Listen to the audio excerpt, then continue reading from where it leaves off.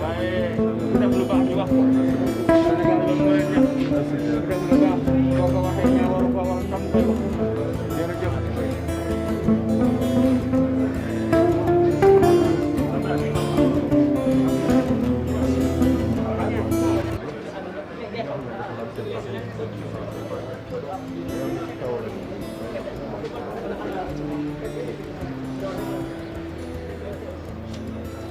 Allez, calme, dis-le la marque.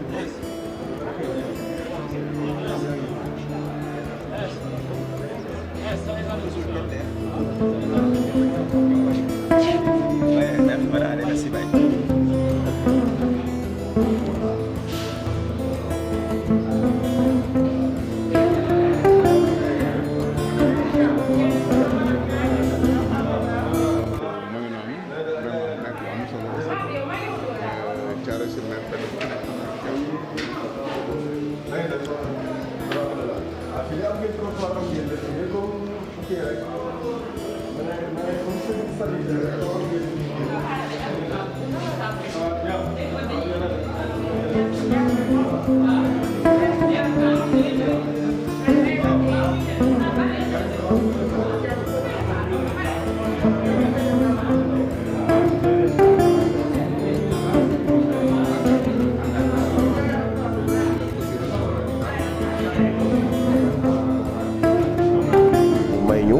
ba ñu am luñ ci saafara lu bari wala ñu nekk ci yoonu saafara ko ndax lii bi muy soog a am ak ni mu nit ñi nga xam ne ñoom la daroon bare woon tey jii biñ demee ba am ñetti fan ba ñeenteeli fan gis nañ ni ñu ci bari ñenn ñi sa wér nañu mais ñu ci bari ñu ngi ci yoonu wér ba ñi nga xam ne dañ leen indi woon fii si maison de la femme sax pour isolement lu ci bari genn wàll gi sa bàyyi nañ leen ñu ñibbi médecin yi xool na leen bàyyi leen ñu ñibbi ñu jox leen rendez-vous léegi ñuy dem ci poste de santé ba di faju loolu nag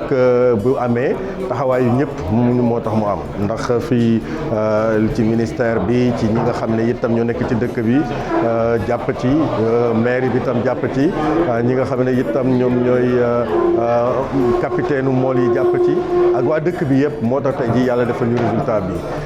loolu moo tax daal yàlla may ñu li ñu koy sant yàlla bu baax. macha allah monsieur le maire ñu gis ne situation bi mu amee léegi presse nationale internationale bi ñoo ngi ciy wax. alors ñun ñu gis ne macha allah nga nekk autorité nekk premier magistrat de la commune yàlla may la nga am ci daal maîtrise boobu noonu monsieur le maire nan la mën a liggéey parce que aussi commune bu mel ni commune Thiaroye-sur-Mer nga gis ni c'est un village traditionnel nit ñi aussi mënoon a émété wu mais ngeen am maîtrise de la situation ba heure bi ñuy dikk macha allah ñu ne am na ñu wér ba ñu nit ñi jàpp ne sax feebar la ba nga xamante ne dafay wàlle far yàlla dikk ñu ne yenn kii yóbbu nañ ko pour xool ba xam maladie bi la boo ko indi mais ñu gis dal bi ñu gis aussi nit ñi ñenn ñi ñibbi nañu ñu gis ni aussi plan hébergement bi et tout prise en charge boobu ngeen def monsieur le maire nan la quoi quel est le secret. bon duñu wax ne am na secret sax amul secret yàlla ñu jàppale rek ndax fii lu fi waay def rek yàlla la jàppale bi mu amee wàllu dal beeg yu demee noonu bi mu amee itam yàlla def na xam nañu crise yi di ko gérer lu ci bari ndax dañu am géej toujours dafay yëngu ul bi di am yu mel ni dafay am aussi itam dañu am lu mel ni pipeline bu nga xam day jaar ci dëkk bi day indi problème bi le train bi nga xam ne moom moo fi nekk itam Thiaroye problème da nekk ci zone boo xam ne zone à risque la donc boo fi nekkee da ngay gérer risque yu bare te yooyu nag moo tax nag bon yu mel nii su amee doo toog weer ñaari weer wala ñetti weer yoo xam ne du am benn crise bu nga xam ne da nga ciy jóg taxaw yu mel noonu nag su amee da ngay dem ba am ci maîtrise surtout yàlla defee nga am expérience ci gestion mairie bi maanaam yàlla mi nga xam moo man def nag nga ñu yàgg ci mairie bi lu mel nii su amee da ngay xam fa ngay tàmbalee da ngay doxalee ak fa nga jëm ak ñi nga xam ne nag ñooy conseil municipaux yeeg administration mairie bi ak agent yeeg yëpp ñoom itam am nañu boobu expérience parce que ñu yàgg nañ di liggéey ak ñoom depuis plus de 20 ans kon nag ñoom ñëpp buñ la wëree kenn ku ci nekk indi sa expérience indi sa taxawaay dégg nga bureau municipal adjoint maire yi ñëpp donc yu mel nii kon foo jaar da ngay dal parce que ñi nga xam ne ñoo la wër jàppale la am nañu matuwaay bi am nañ xereñte gi am nañ itam pas-pas gi pour fexe ba mbir mu nga xam ne dafa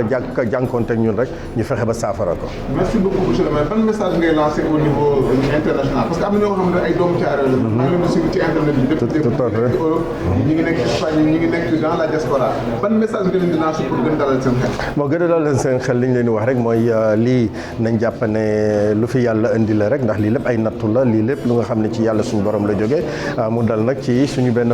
njaboot bu nga xam ne mooy mool yi li nga xam ne nekk na fi mooy ñu ngi leen di jàppale ñu ngi taxawu ak ñoom géej gi nga xam ne dañ doon dem di fa jëli feebar bi fi mu nekk nii dañ leen a waxagum ñu bañ a dem géej bu ko defee ñu jéem a faj ñu nekk fii ba pare ak li nga xam mooy résultat analyse yi ñu yóbbu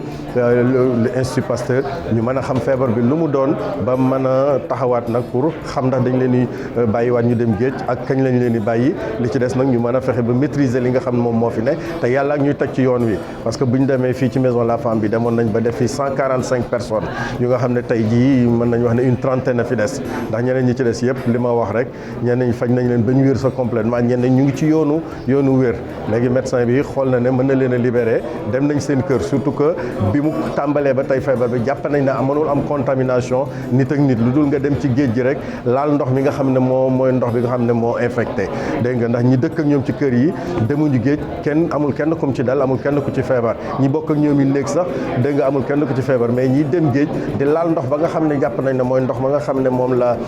feebar bi laal wala microbe yi laal ñooñu ñoo koy am moo tax ñu tereel ni yoonu géej ñii ñu faj leen ñu leen fajee ba pare ak résultat yi nga xam ne dinañ ko am incha allah ci Institut Pasteur ñu xam ban décision la ñuy jël ak autorité étatique yi maanaam ministère de la santé ministère de la pêche ak yeneen ministères yi nga xam ne seen département dafa laal fii.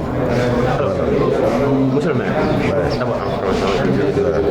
sur la situation actuellement de la maladie, on constate qu'il y a un net recul.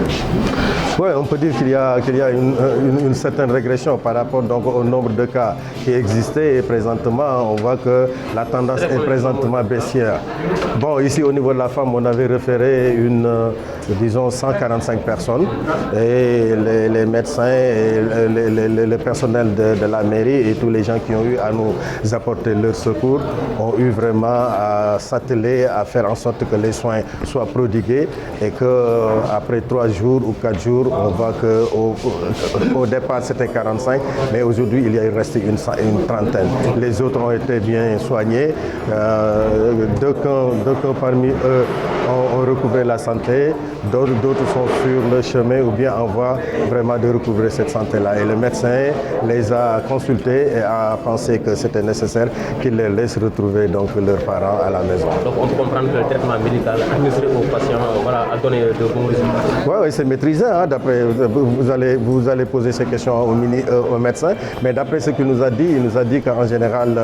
c'est les mêmes manifestations cutanées, hein, des maladies cutanées qui se trouvent au Sénégal. D'ailleurs, donc c'est le même diagnostic qu'ils ont fait et c'est les mêmes souhaits qu'ils ont eu à prodiguer donc à ces populations-là. Et on a vu que le résultat aussi est positif à ce niveau-là. Et la prise en charge, côté social, la restauration, voilà, tout à fait. Elle coûte quand même cher. Ouais, elle coûte cher. Bon, d'abord le site où on les a recasés, c'est la Maison de la Femme que nous avons eu donc à construire ici depuis 2007, donc qui est un élément de notre bilan, qui est le seul site capable d'abriter donc un certain nombre d'individus. C'est pourquoi on les a référés ici au niveau de la Maison de la Femme. Concernant la prise en charge sociale, bon, c'est la mairie qui est allée au charbon pour les prendre en charge par rapport donc au repas. Le matin, le petit déjeuner. À midi, c'est le repas, donc le déjeuner. Et le soir, c'est le dîner. On a eu donc à assurer donc ces 3 repas et à les mettre aussi dans les meilleures conditions. Bien mettre. Bon, ce qu'on peut faire, bon, au départ, on est parti de 150 000. Aujourd'hui, on caracole autour de 300 000 francs le jour. Voilà. Ils sont au nombre de combien actuellement? Nous avons aussi reçu le soutien de l'action sociale du ministère de la Santé. La directrice de l'action sociale est venue, a mis à notre disposition un certain nombre de lots, disons un certain nombre de produits constitués de savon, d'eau de javel, et du sucre et du riz, une tonne et demie de riz. Une tonne et demie de riz. Hein? Ouais, je l'ai dit tantôt, hein, peut-être vous étiez en retard, mais on a vu que le nombre a régressé fortement. Ici, il y avait 145 personnes qu'on avait eu donc à référer ici. Aujourd'hui, il ne reste qu'une seule trentaine. Bon, les autres, on les a, après les avoir prodigué les soins nécessaires, le médecin a jugé nécessaire de les laisser rentrer chez eux, retrouver donc leur famille, parce que d'aucuns sont guéris totalement et d'autres aussi sont en voie de guérison. Voilà. Jusqu'à présent, les pêcheurs ne vont pas en mer. Ouais, jusqu'à présent, on a demandé aux pêcheurs, donc avec leurs responsables, on les a sensibilisés, on les a persuadés de ne pas aller en mer présentement, le temps qu'on maîtrise davantage cette maladie. Anormal de beaucoup de cas de pêcheurs de sexe masculin qui présentaient des dermatoses. Et c'est à la suite donc de cette alerte qu'on est allé au niveau du poste et qu'on a trouvé un grand nombre de pêcheurs qui présentaient des manifestations dermatologiques au niveau du visage, au niveau des mains, mais également au niveau des organes génitaux pour certains. Donc on a alerté les autorités et on a commencé les investigations, également les prélèvements de certains patients. Et de cette maison des femmes de Thiaroye-sur-Mer pour une meilleure prise en charge. Et les cas qui sont plus sévères, on les a hospitalisés au niveau de centre de santé de Sicap Mbao. Combien de cas? Nous avons aujourd'hui, au moment où je vous parle, nous avons 288 cas qui ont été vus et il y a 30 cas qui sont actuellement au niveau de cette maison des femmes. Nous avons 14 qui sont hospitalisés au niveau du centre de santé et le reste a été libéré parce qu'ils présentaient quand même des tableaux qui étaient bénins, qui ont été bien pris en charge et ils ont été libérés sous ordonnance et le suivi se fait en externe. Ils viennent chaque jour faire les soins pour certains et les autres prennent leurs médicaments à domicile. Il faut dire également qu'il y a des cas au niveau du poste de santé dans la zone de Grand Mbao. On a identifié il y a 32 cas à Grand Mbao. Également au niveau du poste de santé de Petit Mbao, on a identifié à la zone il y a 2 cas. Et il paraît qu'il y a d'autres cas également qu'on est en train de rechercher. Est-ce que jusque-là, il y a des non-pêcheurs qui ont été atteints? Non, jusque-là, tous ceux qui ont été atteints, ce sont des individus qui ont été en contact avec l'eau de mer. C'est ça, au moins, c'est le point commun pour tous les cas. Donc, c'est l'eau de mer qui est le principal contact. Voilà. Et quel est le traitement que vous donnez à ces patients? Lors donc de la survenue de ces manifestations, on a fait appel aux spécialistes. Donc, des dermatologues sont venus, des ophtalmologues, parce qu'il y a des manifestations aussi au niveau des yeux. Et il y a également donc des urologues même qui sont venus pour faire les examens et nous conseiller sur les stratégies et les traitements à donner. Donc on les met sous antibiotiques pour certains, des antalgiques comme du paracétamol pour ceux qui ont des maux de tête, mais également des traitements locaux, des antiseptiques pour nettoyer les lésions et pour certains des collyres. Et pour certains également des médicaments pour lutter contre les grattages, donc des antihistaminiques, pour ceux qui ont des prurites. Okay. Docteur, c'est vrai que les résultats sont toujours attendus, mais à votre avis, qu'est-ce qui peut être à l'origine de cette maladie? Voilà, je pense que les résultats, les quelques prélèvements qu'on a effectués n'ont pas montré de lésions virales ou infectieuses. Donc il n'y a pas de germe identifié et on pense beaucoup plus à une cause toxique. Mais je pense qu'on n'a pas encore les résultats et les autorités pourront peut-être nous édifier sur les causes parce que la recherche est en cours et je pense que les résultats vont bientôt tomber pour qu'on ait vraiment une idée des causes exactes de cette affection. Est-ce que vous pensez qu'il y a encore des patients qui sont dans les maisons? Oui, il y a toujours des patients parce qu'il faut dire qu'à Grand Mbao même, il n'y avait que 3 patients qui sont venus d'eux-mêmes en consultation. Et il y a eu 29 qui ont été recherchés avec les acteurs communautaires. Et nous avons instruit le chef de poste de Petit Mbao de faire de même, donc d'utiliser les acteurs communautaires pour entrer dans la communauté et chercher les cas. Et là aussi, même à Thiaroye-sur-Mer, il y a beaucoup de cas qui ont été recherchés et qui sont venus, mais qui n'étaient pas venus d'eux-mêmes. Voilà. Ok, tu vois là, c'est bon. Tu vois, le tënkal ñu ko rek. Man maay docteur Diamboy Ndour Faye di médecin chef du district Mbao di wax ne tey bi weer bi amee fukki fan ak juróom-ñaar ci weer bi ñu nekk ni ci la ñu chef de poste bi nga xam ne moo nekk Thiaroye-sur-Mer wax ne dafa am ay nit ñu bari ñu muy jot ñuy am ay màndarga ci seen yaram di ay feebar yoo xam ne feebaru der la mu gis ay góom yoo xam ne jaaxal na ko ndax du benn du ñaar ay nit ñu bari lañu woon. bam ñu ko xamalee aussi ñun ñu dem ak suñu équipe ñu dem ci poste ba nemmeeku loolu fekk fa nit ñu baree bari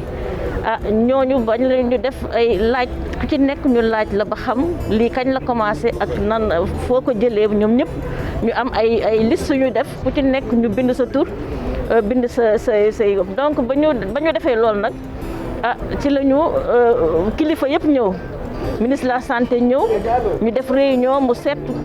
maladie ba pare jox ñu ay mandarga ne ñu na ngeen faj maladie waaye na ngeen def benn comité de crise pour ñu fexe ba continuer investigation bi fexe ba maladie ñu mën a seet lan moo ko waral ñu def ay prélèvement ci loolu la ñu def ay prélèvement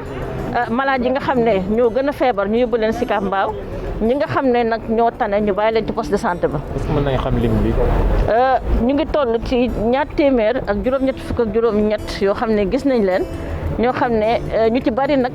faj nañ leen jox leen ay garab soxlawuñu hospitalisé. ci Thiaroye fii ci Thiaroye ak ci Grand Mbao ak ci Petit Mbao fii ci Thiaroye tey ñu ngi am ci biir centre bi fanweeri nit yoo xam ne ñoo fi nekk waaye démb génne nañ lu mel ne ñetti téeméer.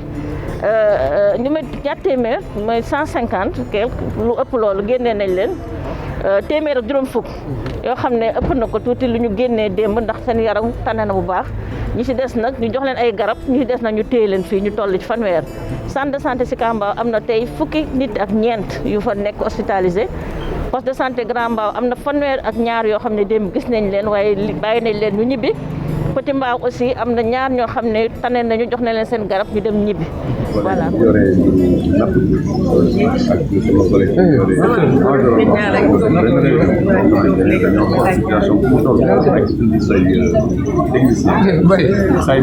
ñu arrêté tey dañu wàcc sur le terrain xoolal suñu bopp jaar nañ ci centre bu nekk Thiaroye maison de la femme xool ñu koy téye yoo xamante ne dañ leen di gunge seen cas grawul laaj médical bu avancé jóge foofu ñëw centre de santé Mbao xamante ne ñi ñu denc am nañu déjà donc feebar boo xamante ne jar na indi leen docteur di leen gën a saytu di jógee sa géej gi jëm xool si teen dañu mën a jàpp mooy que ne di doon napp souvent jógee booru Saly booru Lompoul booru Fass Boye et cetera ñoom la mbir mi dal bi mu leen dalee nag def nañ ay recherche investigation xool indi lan moo ko indi dañu mën a wax mooy que ne virus boobu loolu déjà am solo la parce que bu doon ne virus la mën naa am na taxawaay boo xamante ne war na au plan sanitaire ñu am yeneen piste yoo xamante ne il faut que ñu jël ay hypothèses jël ci travail yooyu nag ay question la ñuy posé wu est-ce que nekk na piste toxique wala piste ay algues yoo xamante ne dañoo nekk biir géej gi de sorte ko laal wala jàpp ni mu lay jàppee mais loolu yëpp ay hypothèse la il faut ñu xaar ba résultat yi génn am nañ ko jot dans la journée bu ko defee mën a leeral effectivement def moo ko waral actuellement ñu def prise en charge médicale bi dañu ciy yëg kan quand même parce que am na ñoo xamante ne situation vraiment grave même si gisee léegi def nañ ne donc kan ñu ci am taxaw bi nag dafa nekk taxaw boo xamante ne ci war état moom fépp koo xamante ne donc population yi nekk nañ ko am trop rek dañu war a taxaw si leen bopp jàppale leen pour ñu faj bu wér mais jàppale bi itam pour ñi xamante ne bu ñu toog seen kër ñu ngi leen teg le temps ñu faj leen loolu dafa laaj jël leen en charge jël leen suñu dëkk mais dafa laaj aussi ñu leen di jàppale ci lekk loolu donc am généralement yu mel ni nag bu amee yu bëri dañuy donc foog ne tout de suite dañu war a effectivement jàppale au plan financier mais loolu yaakaar naa ne li ko solo mooy état bi taxaw indi leen ci benn centre faj leen jàppale leen ba ñu nekk ci condition yoo xamante ne condition yu mucc ayib la pour mën a dellu effectivement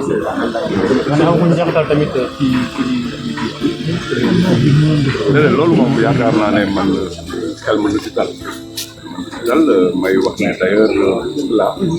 mosuma sax loolu mais même dëkk ak ñoom ci biir kër yi te amuñu feebar bi jarul sax muy am inquiétude parce que gisuñu benn cas secondaire boo xamante ne wàll moo ko indi ñi mu daal mooy ñi demoon géej am contact effectivement ak ñooñu la dal donc ñu rassurer population yi ici incha allah donc ñu ngi koy jël en charge ci biir multisectorialité du Sénégal dafa nekk suñu wax règlement sanitaire international règlement sanitaire international boobu la li ko ëmb mooy képp koo xamante ne li ngay liggéey mën naa am jeexital si wàllu wër-gu-yaram si ànd daf nekk ci environnement concerné ak bépp ministère boo xamante ne li muy liggéey mën naa am jeexital si wàllu santé